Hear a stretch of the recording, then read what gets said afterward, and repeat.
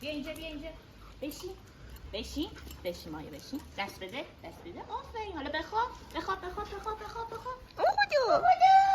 چرا خیسی. خدا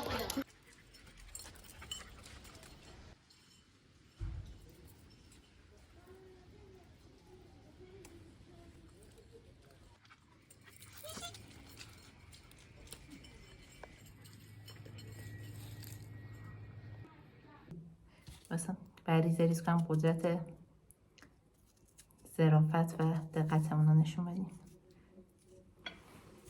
ایسا از این مسخره بازیه که انجام میدم به این دوستان میکرونیه، حرمت داره یک سری غذاها و قشنگ اصول رعایت بشه توش. دختران روستایی حنا دختری در مزرعه با غذاهای ارگانیک. اوکی.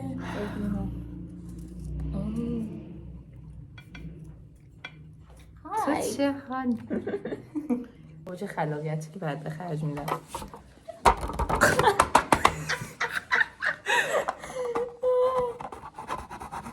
سعیدم صدادار ببرم.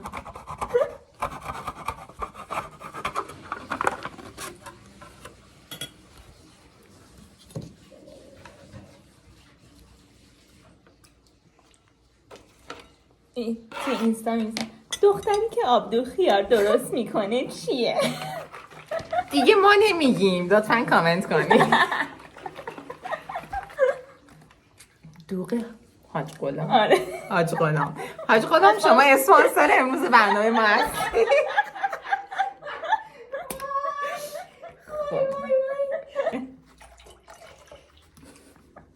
اصلا چه میکنن ماما میا شفای از ریزی کردی دیگه خانومم. هنرها رو ببین شما اینجا میکرونی ها، یعنی اصلا نگم براتون. سبا فکر کنم میتونیم یه هیئت آبدو خیار بزنیم. نعنا داشتیم؟ بذار نگاه کنم. بابا آبدو خیار مشتی، همه چیز ارگانیک و فرش و تازه. به نعنای خشک میخواد. خب من نمیشه دارم یاد میدم.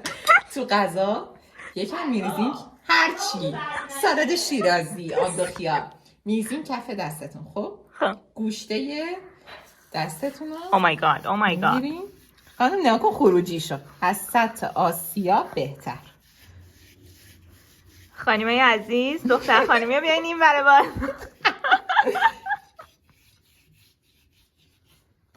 به این صورت. حالا رخ کارو بگیریم شما. رخ کارو دارم میگیرم. اصلا حرف میزنه با آدم. ملتون برای تکیلا رو اینطوری میکنن، ما دوغ خلا.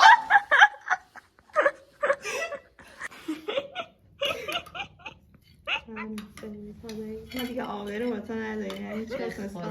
یعنی من یک ثانیه یوتیوب میبینم که ویدیو شورت جدید من تو کاور هستم و میگم سبا بدون هماهنگی یه طوری مدواش رو ما داره پیش میبره.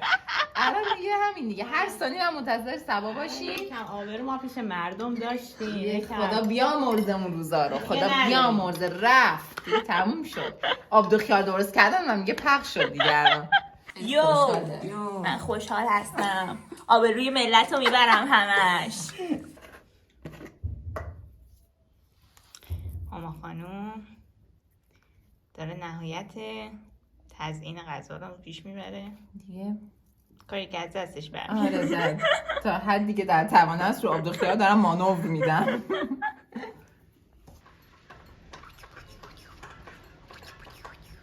نونا شد که مامان جون.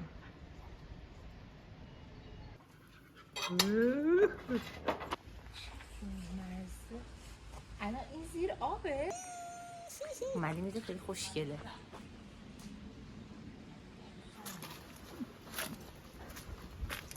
این آبی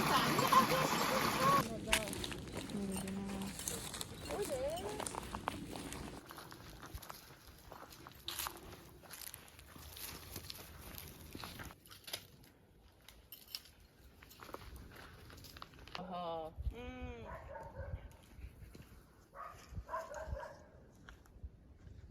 مایا ما داریم میریم. بای بای مایا.